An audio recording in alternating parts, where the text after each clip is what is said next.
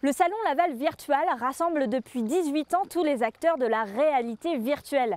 Laurent Chrétien est son organisateur depuis 3 ans. Il nous explique les possibles applications d'aujourd'hui et de demain dans le secteur du tourisme.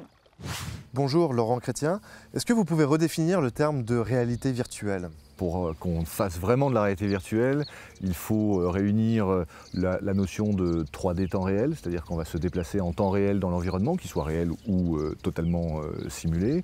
Il faut qu'on soit à l'échelle 1, il faut de l'interaction, de l'interactivité, hein, et ce qui fait que c'est une vraie différence avec la 360 immersive où le film est fait et on va simplement se balader à l'intérieur de cet univers. Justement, aujourd'hui, quelles sont les applications qu'on peut voir naître dans le tourisme? Quels sont les acteurs les mieux placés pour utiliser la réalité virtuelle?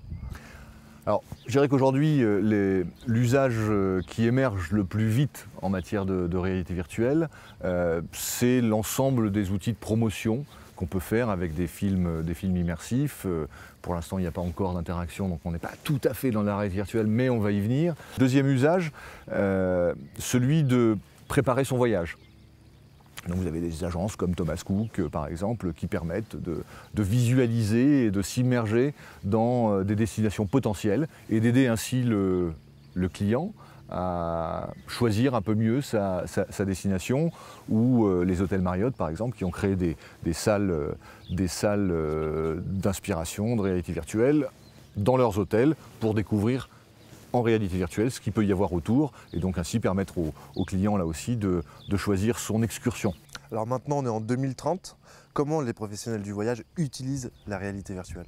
Est-ce qu'on va en arriver à remplacer le voyage, tellement la qualité de l'expérience virtuelle sera forte? Je ne pense pas, même si on peut imaginer qu'en 2030, d'autres sens que celui de la vue seront présents au sein des expériences de réalité virtuelle. On peut parler de l'haptique, hein, le fait de ressentir les choses, on peut parler peut-être des odeurs, mais je crois surtout que vont émerger, et c'est déjà en train de se passer, de nouvelles destinations touristiques, ou de nouvelles virtuelles. Alors virtuelles ou réelles, par exemple, ce que fait The Void dans l'Utah est un nouveau concept d'entertainment qui va devenir une vraie destination touristique où on va vivre des expériences collectives, des aventures collectives dans des masques de réalité virtuelle.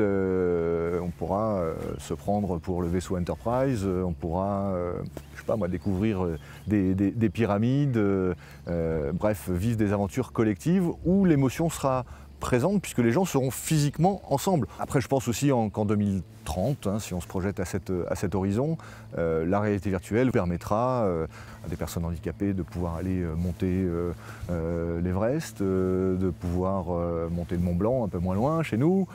Merci beaucoup.